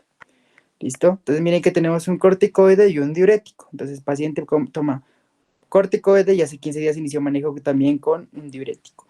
Una interacción puede ser. Entonces en este caso, ahí no se enfoquen en la pregunta que está calificada como bien, porque esa se las hizo el anterior semestre y el profesor después se las corrigió porque la calificó mal. ¿Listo? Entonces, para que no se dejen llevar por esa respuesta. Entonces, ya sabemos que los diuréticos nos está preguntando, ¿no? Por el potasio, por el sodio o por el calcio. Entonces, es una pregunta que me va a alterar electrolitos. Ya sabemos que los diuréticos, por norma general, eliminan potasio en la orina. Entonces hacen una disminución del potasio, ¿no? Una hipopotasemia. ¿Listo? Y también, pues también hacen una, dependiendo de cuál, por ejemplo, aquí la clortalidona, pues podría producir una hipocloremia o una hiponatremia, pero dependiendo de cuál. La clortalidona, pues como no es de asa, pues hiponatremia o hipocloremia, poco, pero más eliminación de potasio. Entonces, ya sabemos que los corticoides, como se los expliqué al final, también hacen disminución del potasio porque ellos, los corticoides, pues prácticamente van a favorecer la acción de la aldosterona, ¿no? Tienen potencial mineralocorticoide y la aldosterona, pues también disminuye o excreta más potasio. Entonces, miren que ambos interaccionan para eliminar potasio, ¿listo? Entonces, ¿cuál va a ser la interacción que van a tener ellos dos? Pues aumentar el potasio, pero en la orina, o sea, lo van a eliminar más, ¿listo? Eliminas en ese potasio en la orina y por lo tanto los pacientes, pues digamos que entrarían en un riesgo más de hipopotasemia, ¿listo? Entonces, si no quedó claro con eso, ahorita más adelante, pues sale otra pregunta relacionada con eso, ¿listo? Listo. La siguiente dice, ¿cuáles no es una acción de los receptores NOP? Entonces ya dijimos que los receptores NOP pertenecían a los receptores de opioides. ¿Listo? Si no me acuerdo qué hacen los receptores NOP, pues descarto la opción, ¿no? Entonces, miren que, así en normas generales, activar la entrada de sodio, ¿qué me haría? ¿Despolarización o repolarización? Activar entrada de sodio. Una despolarización. Una despolarización. ¿Listo? Ya. Analicemos cada una. Activar la salida de potasio, ¿qué haría? ¿Despolarización o repolarización? Si saco potasio, la célula adentro queda más negativa, entonces la hago una repolarización. Si inhibo la entrada de calcio, que es positivo, pues lo de adentro no cambia, no se vuelve positivo y queda más negativo, entonces también hago una repolarización. Y si activo una señalización intracelular, pues prácticamente es el mecanismo de acción de lo que hacen ellos, ¿no? Es una señalización nomás. Listo. Entonces, miren que yo no puedo elegir esta respuesta y esta porque ambas hablan de lo mismo. ¿Listo? Entonces, siempre hay que elegir pues la contraria, o sea, la que no vaya a irse en contra de las, digamos que, o sea, no puedo elegir la respuesta que contenga o hable de lo mismo porque si elijo la una debería haberle elegido la otra y pues eso no se puede. Entonces tengo que ir la que va en contra de las dos y la que tenga sentido. Entonces la respuesta correcta es aquí, activar la entrada de sodio, porque si ustedes se acuerdan, los receptores opioides lo que quieren hacer es hacer las células más tímidas, que reaccionen menos, porque así menos transmiten el impulso nervioso, menos transmiten la respuesta de dolor y el paciente pues siente menos. Entonces, ellos lo que necesitan es repolarizar la célula. Entonces, ellos que hacen, activan salida de potasio, inhiben la entrada de calcio y todo esto por una señalización intracelular. Entonces, lo que a ellos no les conviene es hacer la célula más excitable porque el paciente sentiría más dolor. Entonces, ¿cuál no es una acción de esos receptores? Pues hacer despolarización, porque ellos por el contrario hacen repolarización. Listo. Ahora dice, paciente con síndrome de abstinencia por opioides, ¿cuáles medicamentos usaría? Entonces, si no me acuerdo qué medicamentos utilizaría, pues voy descartando. ¿Listo? Entonces, si tiene abstinencia por opioides, pues yo no le voy a dar morfina de entrada porque la voy a hacer más dependiente. Entonces, la que diga morfina, pues no la voy a utilizar. Aparte que la morfina se utiliza en casos, como ya se les había explicado, de infarto agudo de miocardio o de edema pulmonar. ¿Listo? Entonces, de entrada, pues ese tan fuerte no se lo voy a dar. Entonces, descartado. La loperamida, como su nombre lo indica, es parecida al ondansetron. Se utiliza para casos donde el paciente tenga el peristaltismo muy activo, donde tenga diarrea, vómito. Entonces, digamos que síndrome de abstinencia no, porque ellos empeorarían el cuadro. Y finalmente, pues tenemos la metadona, con buprenorfina o la metadona con codeína. ¿Cómo sé cuál voy a darle a uno de la otra? Pues la codeína siempre se utiliza mucho para la tos. Siempre se utiliza jarabes de la tos, siempre asociados a acetaminofén, etcétera, guayacolato, todos esos medicamentos para la tos, ¿listo? Entonces el único que me quedaría es la buprenorfina más metadona.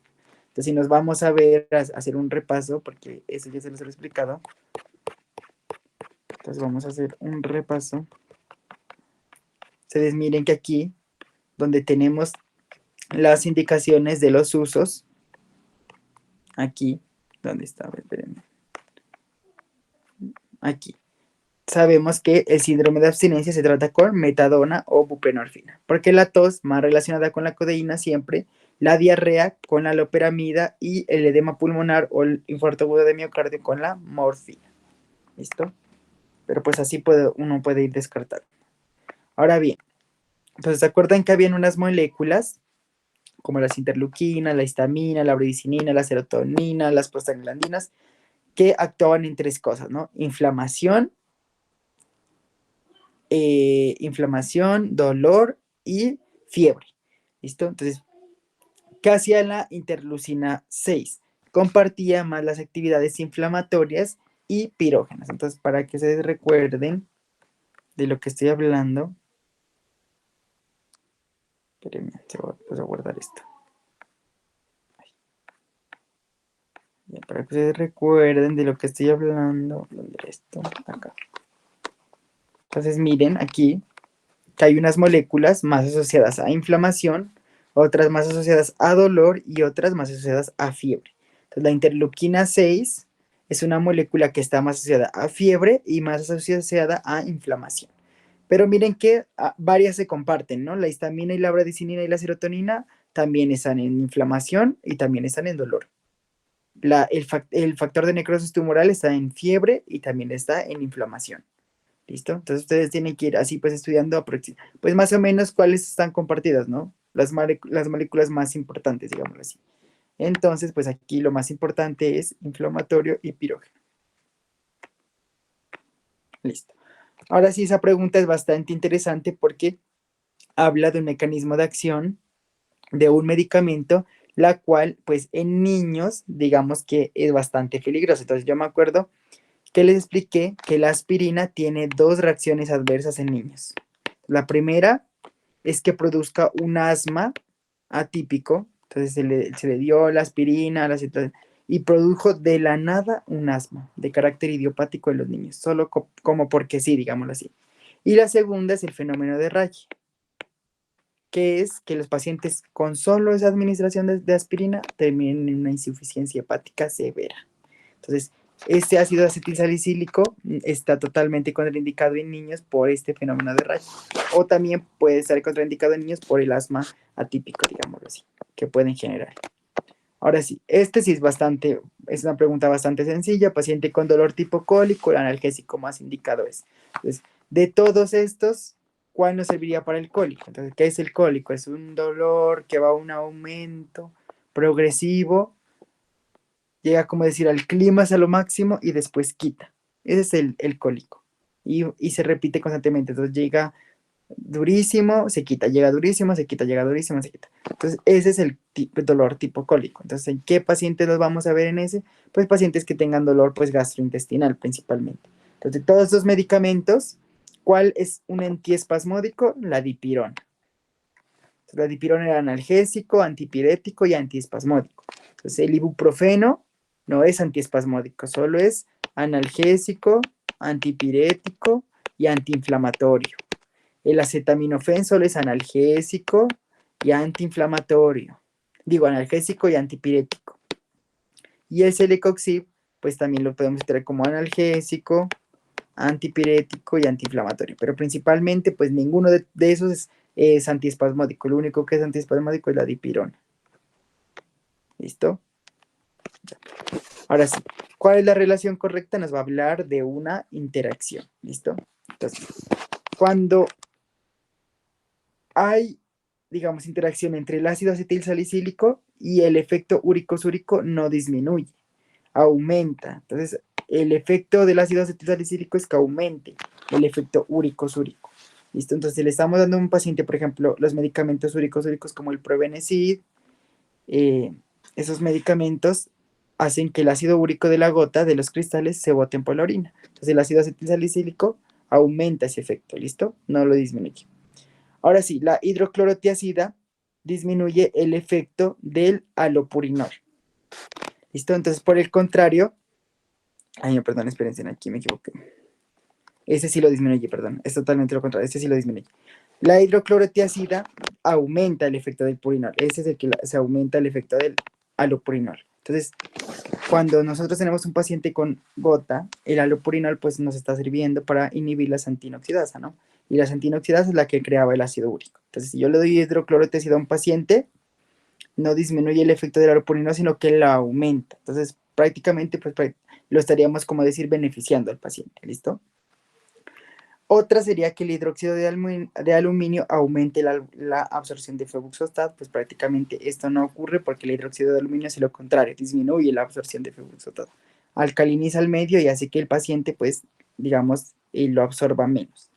Y finalmente la colchicina, que es la que disminuye la producción del ácido úrico. Entonces ustedes saben que la colchicina, como lo vimos anteriormente, ella no se mete con el metabolismo del ácido úrico.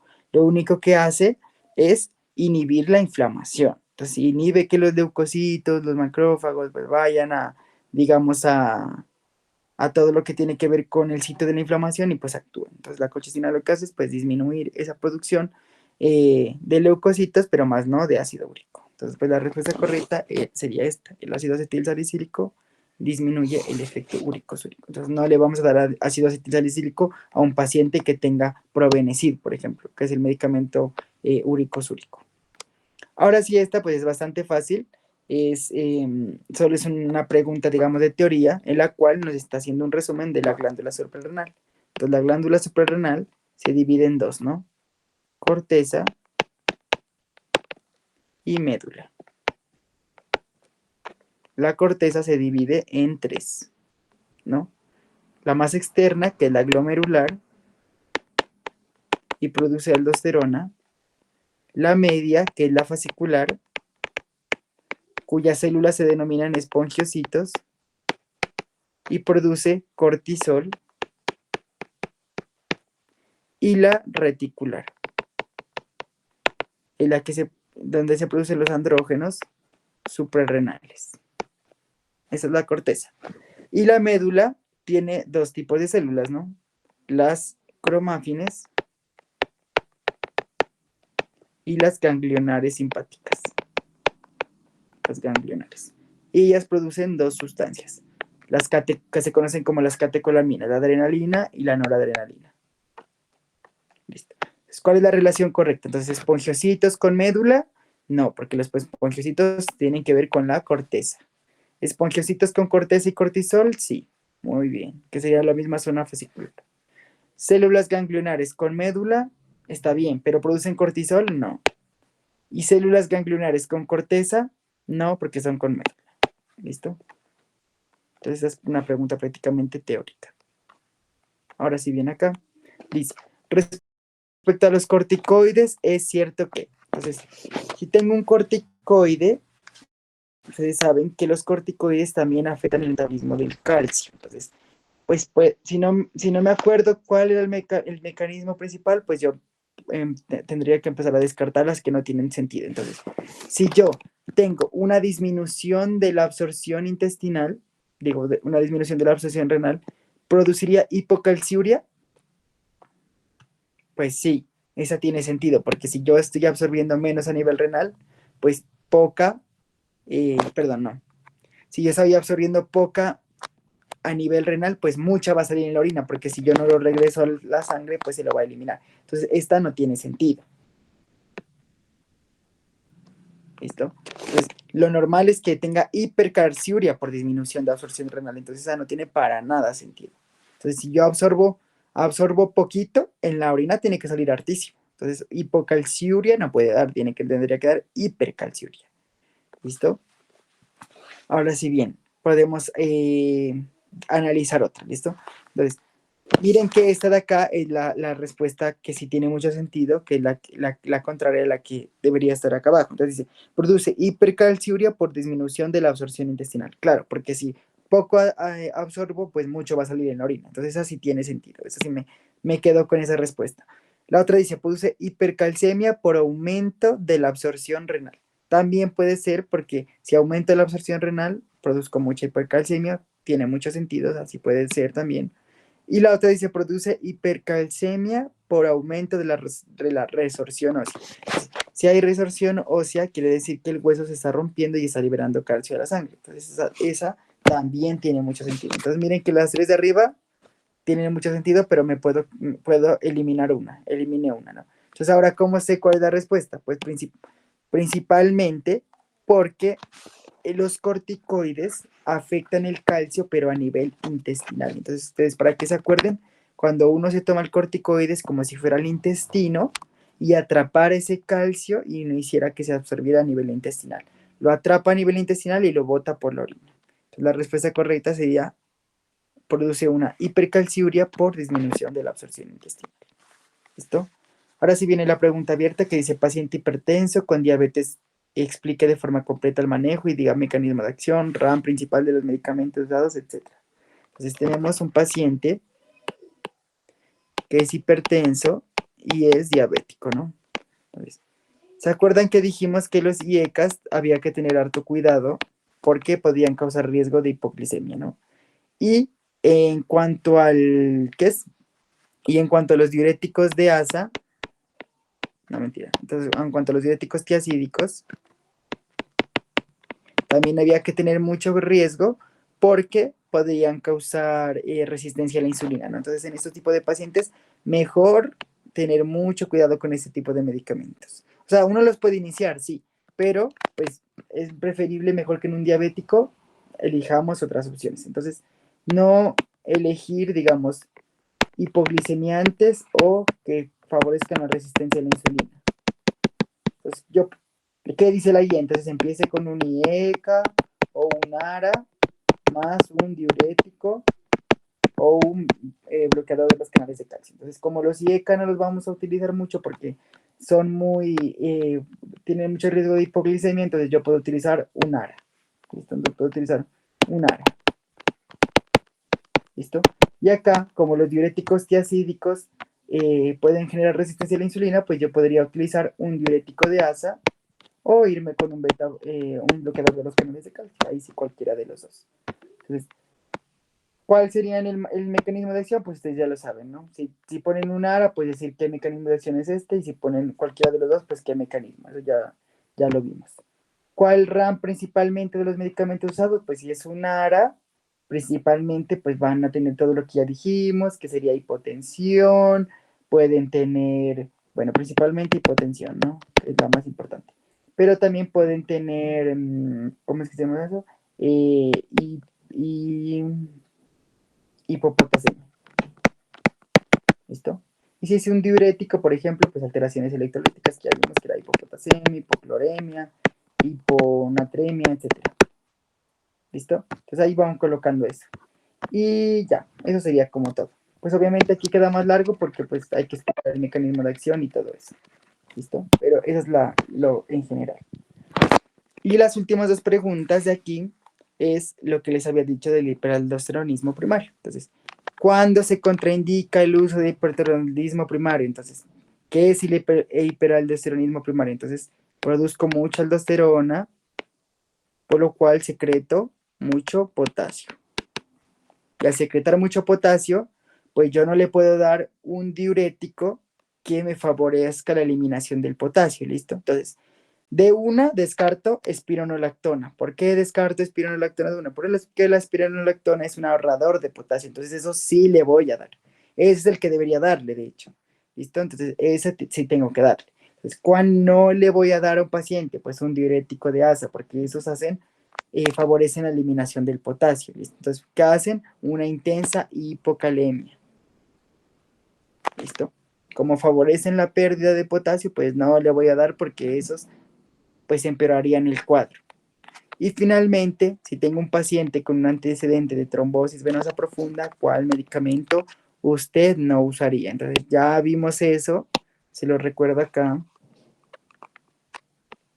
que aquí se los voy a recordar, que habían, ¿no? De la COX-1, efectos gastrointestinales y de la COX-2, efectos protrombóticos. Entonces, la COX-1 principalmente por la prostaglandina por la prostaglandina E2 y por la prostaglandina I2 generaba que se bloquee pues la COX y la producción de esas prostaglandinas pues se viera inhibida. Entonces aquí, como esas dos prostaglandinas son necesarias para para la producción de moco, de todo lo que tiene que ver con la cobertura de la mucosa, pues al inhibir la COX-1, bloqueo esa producción y me va a producir efectos gastrointestinales como las úlceras. Y en cuanto a la COX-2, pues hay un desbalance del tromboxano A2 y la prostaglandina I2. ¿Listo? Entonces, esto, cuando hay ese desbalance, se favorece a que haya la agregación plaquetaria y, por lo tanto, eventos protrombóticos. ¿Listo? Entonces, si me preguntan de COX-1, por las dos prostaglandinas, efectos gástricos. Si me preguntan por la COX-2, por el tromboxano y la prostaglandina I2, efectos protrombóticos. Entonces, si yo ya tengo un paciente con antecedente de trombosis venosa profunda que crea trombos en las piernas o trombos en las extremidades, pues ¿qué medicamento no le voy a dar? Pues uno que sea COX-2, porque él favorece los eventos trombóticos. Entonces, un heterocoxib, que son los que terminan en CIB, los COX-2, pues no le voy a dar porque me va a favorecer otro trombo otra vez en las piernas, entonces ese no le voy a dar. La dipirona, pues digamos que no entra ni entre los COX-1 y COX-2, sino más que todo, pues tiene otros mecanismos de acción, igual que el acetaminofén, pues según el profe tiene COX-2, pero el acetaminofén es más COX-3. Entonces este no tendría tanto que ver con los trombóticos. Y el ibuprofeno, pues sí es COX-1, entonces este es más efectos gastrointestinales. Ya. ¿Hay alguna pregunta? ¿O pasamos a las siguientes preguntas?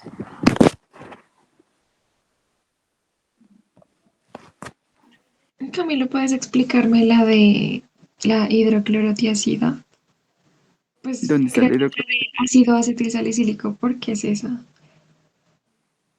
Ah, sobre la del ácido acetilsalicílico. Ujú, esa. ¿Está? Porque te acuerdas que vimos, pero acá está.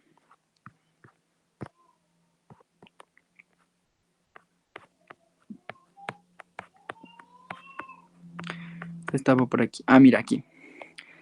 Que a veces los pacientes con el ácido acetilsalicílico generaron un síndrome que se conoce como el síndrome de Rey, ¿listo? Que es una insuficiencia hepática solo con digamos, la ingesta de una dosis de aspirina, ¿listo? Entonces en los niños, por ejemplo, en un adulto, pues el hígado está más desarrollado, tiene capacidad más de regenerarse, ¿listo? En cambio, en un niño que le llega a dar un síndrome de esos de insuficiencia hepática, pues es más complicado porque ellos, pues los órganos no los tienen desarrollados como muy maduramente, digámoslo así, ¿listo? Entonces, por eso el uso de este medicamento está contraindicado en niños, al igual que digamos que si se lo vamos a dar en un niño y le causa un asma típico, entonces también hay que tener bastante cuidado con eso porque este medicamento llega a tener esos efectos adversos tan grandes, digámoslo. Y en esa que dice, ¿cuál es la relación correcta? Esa que dice, que ¿Está? marcaste la de ácido acetilsalicílico, ajá, esa, que disminuye el efecto úrico. Ah, acá, verás.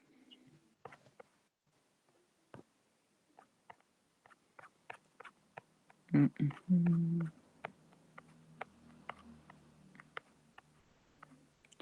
Voy a hacerlo purinol. Listo. Eso.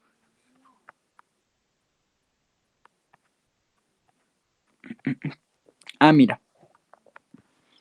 Mira, si tenemos un medicamento úrico como el Probenecid, ¿te acuerdas que el que nos favorecía que se orinara más ácido úrico? Al mezclarlo con un salicilato como la aspirina, él disminuía ese efecto úrico. O sea, no orinabas el ácido úrico, sino que lo retenías y por lo tanto, pues jamás había que dar esa interacción. Porque pues era como quitarle el mecanismo de acción al medicamento.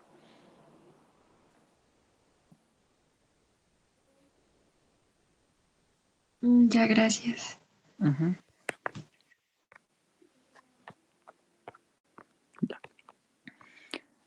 Y bueno, y ya finalmente, pues vamos a ver como las últimas 5 preguntitas que ya es de lo que se vuelve a repetir. Entonces, la gastropatía por AINES ya vimos, por inhibición de la prostaglandina PGI2 y PGE2, porque la activación del tromboxano 2, pues más relacionado con eventos protrombóticos. ¿Listo? Ya vimos que el acetaminofén es más analgésico y antipirético, ¿listo? El acetaminofén no tiene poder antiinflamatorio. Yo descarto totalmente. Entonces, ¿cuál de los AINES aumenta la posibilidad de hemorragia en interacción con anticoagulantes? Pues si yo le doy un anticoagulante que me inhibe la formación de coágulos, pues el riesgo que me dé es de una hemorragia. ¿Listo? Entonces, si yo lo mezclo así de entrada, facilito, con un ácido acetilsalicílico, que es un inhibidor de la agregación plaquetaria, pues al inhibir las plaquetas me favorece que se inhiba la, pues que se produzca el coágulo y el paciente también tiene riesgo de hemorragia. Entonces, ¿en cuál? Es como si los mecanismos de acción se favorecieran, pues con el ácido acetilsalicílico. Yo le doy un anticoagulante más un antiagregante plaquetario, pues el paciente se muere de una hemorragia. ¿Listo? Esa pregunta pues ya es muy teórica. ¿Cuáles medicamentos tienen la misma acción? Pues los dos que inhiben la xantina oxidasa. Esa sí es netamente teórica, el febuxostat y el allopurinol. Son los medicamentos inhibidores de la xantina oxidasa, los que inhiben la producción del ácido úrico. Eso no hay, pues hay, digamos, cómo explicarla más. Y otra vez, miren la pregunta del hiperaldosteronismo primario, que contraindica el uso de lo mismo, diuréticos de asa por su intensa hipocalemia. Entonces, los diuréticos favorecen la hipocalemia, entonces si hay un paciente con mucha aldosterona que está eliminando mucho potasio, pues va a empeorar el cuadro. Y otra pregunta igualita a esa, que la combinación de hidrocloruro de ácido, que es un diurético, y un corticoide, pues ambos eliminan potasio, es sinérgica porque agrava la hipopotasemia. La misma pregunta de allá arriba. Y la otra vez, la misma pregunta vuelta a preguntar de otra manera, es que hay un paciente con clortalidona, que es un diurético, y con un corticoide, que es la prednisolona, entonces, ¿qué voy a presentar cuando los combine? Otra vez, hipopotasemia, porque ambos eliminan potasio. Y listo. Entonces, si se dan cuenta, esas 3 preguntas hicieron la misma pregunta y fue en el mismo parcial, me imagino. Entonces, pues, para que no se dejen confundir. Ahí lo único que les está cambiando es el nombre. Pero miren que les pone hidroclorotiazida, corticoide. Y aquí le pone clortalidona y prednisona. Imagínense, solo les está cambiando el nombre. Pero ambos son diuréticos y ambos son corticoides. Y ya, chicos. ¿Hay alguna duda?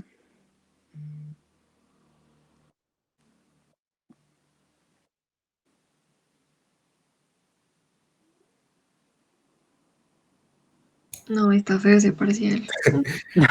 Está duro acordarse de esos de, ¿cómo se llaman? Los de que tienen que ver con la diabetes. Ujú.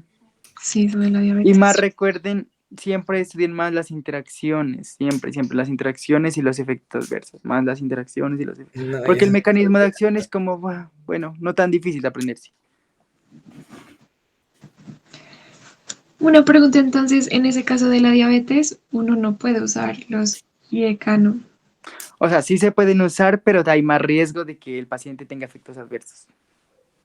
Por eso es mejor o se preferiría mejor no usarlos.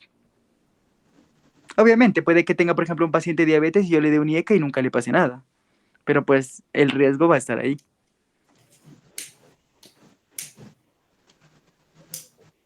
Y ahora. Marica, quedé preocupada. Ahora ya qué. Sí. ¿Y cuando tienen este parcial mañana? Ajá. Fue pucha. Pero bueno, pues ahí ya tienen lo más clave, digámoslo así. Sí, ojalá que no pregunte duro nomás. Me la no tire. No creo que pregunten muy duro. Igual, yo creo que esa interacción sí se las pregunta, porque esa se la ha preguntado en casi todos los parciales. Ojalá que no tire duro. Porque como Sí, está, le gusta tirar duro. ojalá, porque si no, puchas. Pero bueno, pues que les vaya bien, que estudien, mejor dicho. Les iba a decir que descansen, pero creo que puedan. Listo, gracias, Camila. Gracias, Bueno, Camila. que estén bien. Chao. No, no, chao.